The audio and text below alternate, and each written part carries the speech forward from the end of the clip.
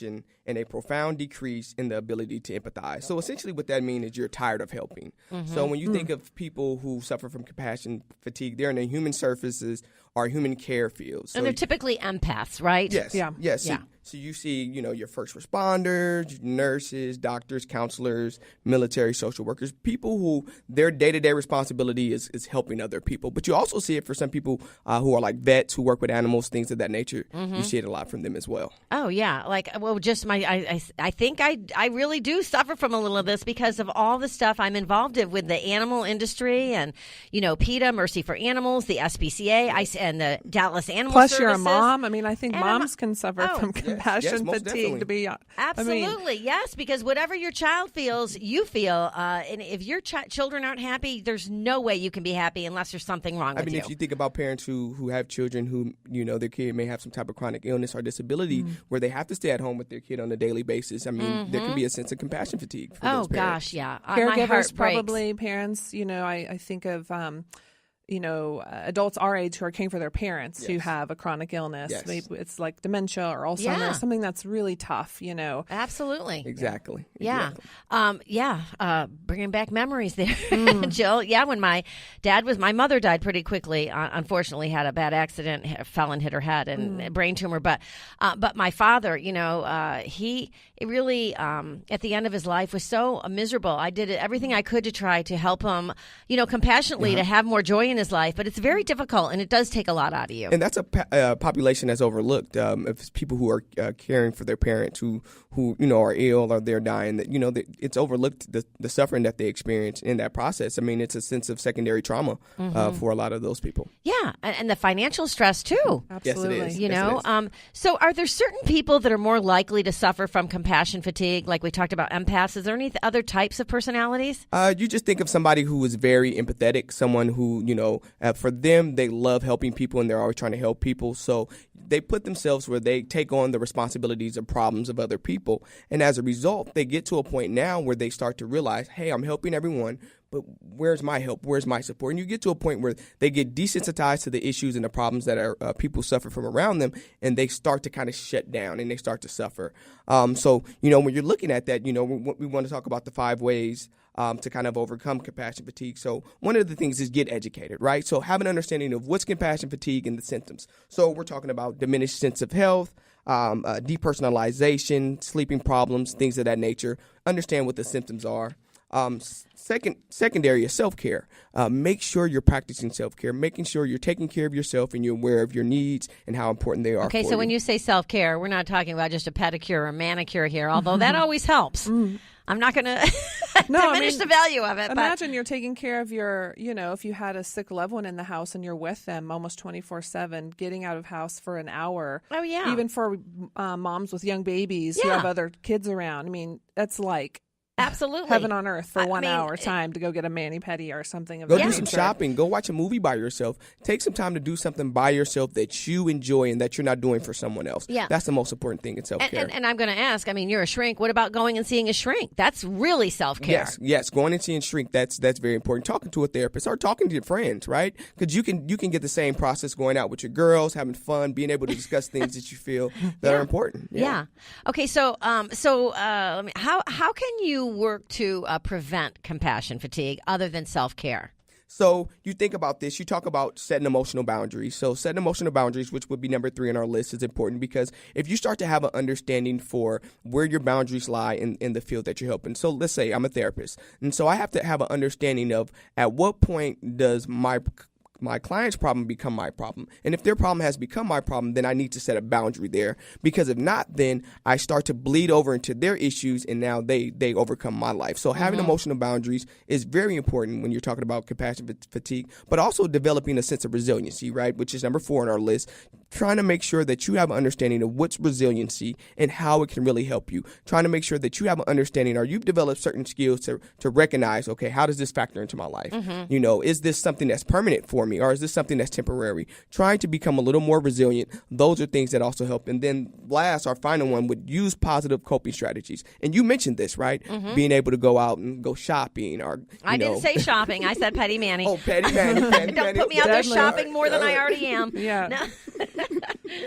No, I do love to shop. No question about it. Well, I do think, I find that's ironic because I do think, I'm going to just call us out as women, that some women do use shopping as a coping mechanism, but it actually becomes a problem. Further problem for them, and they actually need some further professional help because you need of it. to know when to shut her down. Yeah, you need to recognize if that's a way that you cope that then is becoming another burden on yourself or your family. Yeah, well, I joke that I mix my addictions up, so I'm never completely, totally out of control in any one area. But yeah, this is, and I think this too. This is my personal opinion. When you're dealing with, when you've got, when you're worn down, you have to hold other people accountable. If you're part of a family, you have a responsibility to do the right thing and take care of yourself, and not.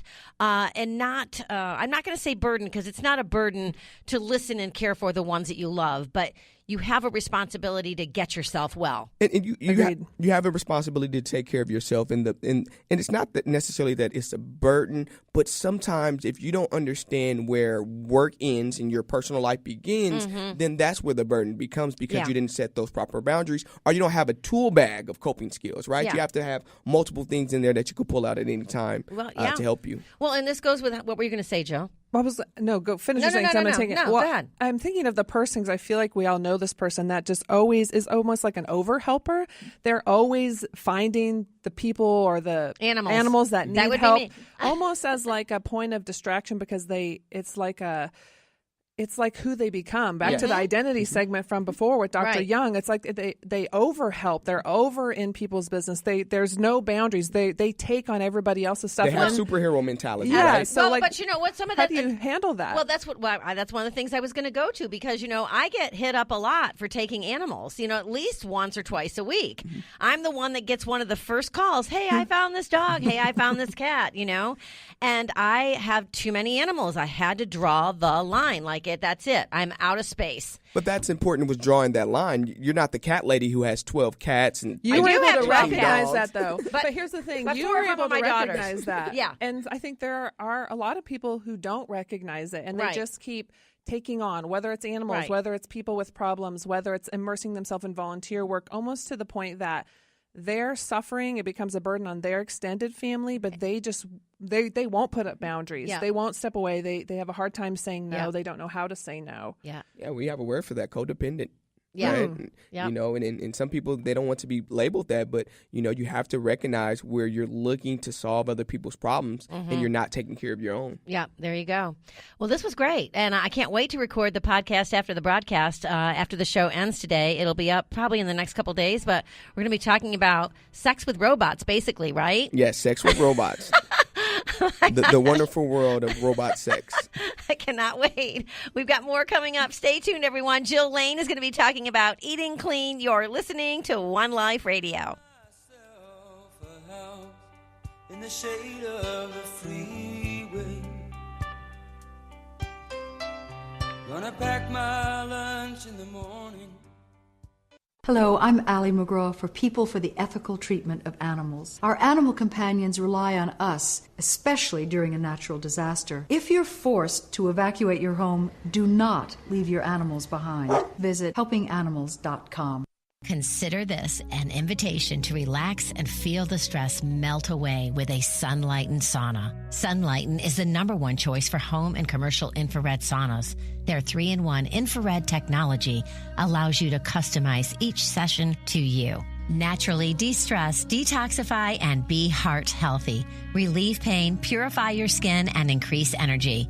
A Sunlighten sauna is a place to heal, a place to reflect, a place to invest in you. Visit them at sunlighten.com. Hi, I'm Ashley Grace, co-founder of H Hemp Company. Hemp CBD improved my life so much that I started a company to help others naturally feel better. You don't have to have had a severe brain injury like me to benefit from H Hemp Company products. If you're struggling to feel better, calm your brain, or better deal with daily stress and want to do so naturally, please try H Hemp Company products. Search H Hemp Company and use code OLR for 20% off and free shipping. That's HM Company and code OLR to feel better naturally and calm your brain. Hi, everyone. This is Bernadette. Do you know why I love Paleo Magazine? Paleo Magazine was founded with the purpose of providing readers with the information they need to live strong, vibrant, healthy lives. They are dedicated to partnering with leaders in the paleo community to spread the knowledge of ancestral health principles without the influence of big pharma or big agriculture. Paleo Magazine. Follow them on Facebook, Twitter, Pinterest, and Instagram, or visit them at paleomagonline.com. That's paleomagonline.com. Hey, this is Sean Wells of the International Society of Sports Nutrition. One Life Radio is proud to partner with the ISSN. The ISSN is the world's leading scientific organization dedicated to the science of supplements and sports nutrition. For their latest conferences and events, go to theissn.org. That's the ISSN.org. Sun Warrior believes that plants provide the cleanest and most powerful foods, rich in antioxidants, vitamins, minerals, enzymes, and phytonutrients. Our bodies crave real foods, especially in this age where we heavily process everything we eat, stripping out all of the benefits and nutrition well before we have a chance to even use them. Illuminate your body, mind, and the planet with Sun Warrior. To learn more, visit them at sunwarrior.com. That's sunwarrior.com. Here's the dill pickle. Squatty Potty works. It's awesome. Find yours at your local Bed Bath & Beyond, Amazon, or squattypotty.com. That's squattypotty.com. Did you know, when depressed, sheep hang their heads and avoid company? But if content, they socialize and wag their tails like puppies. Rams lean against stone walls so that other sheep can stand on their backs to reach high grasses.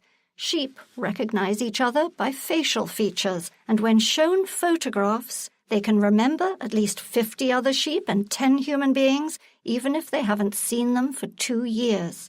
At Poplar Springs Sanctuary, you'll meet rescued sheep, like Fanny, who is found tied to a mailbox, and Adam, who escaped ritual sacrifice.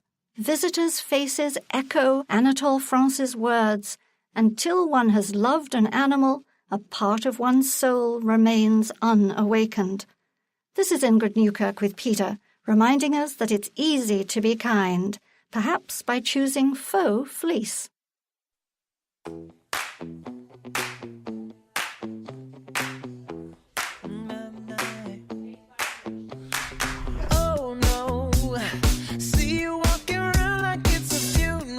want to dance, Jill? Always.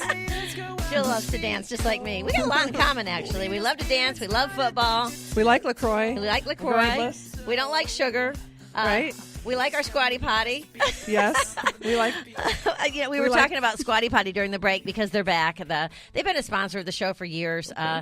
Sometimes they take a few months off in the summer, and but they're back. And I just have to, I say this all the time, but I don't think you can't get really descriptive when you're talking about a Squatty Potty because you're talking about pooing, and so it can be very gross to talk about.